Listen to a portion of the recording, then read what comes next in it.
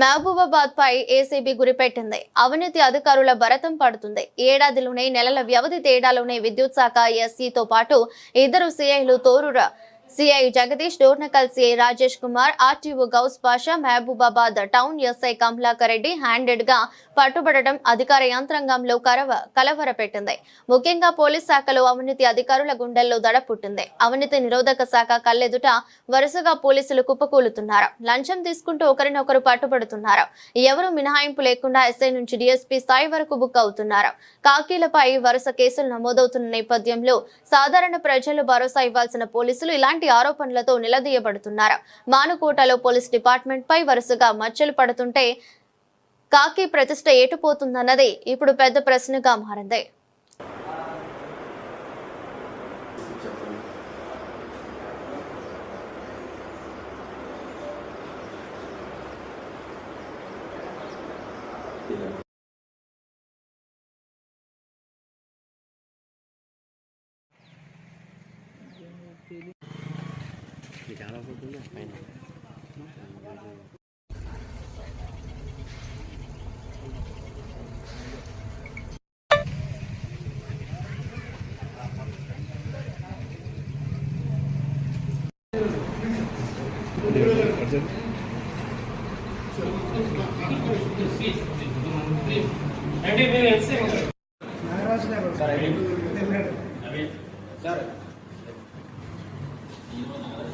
జరగండి జరుగుతాయండి.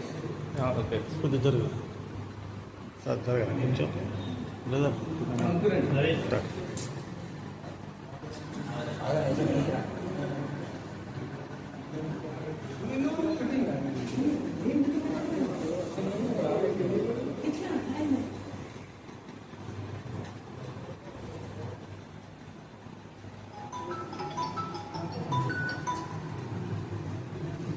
Okay sir.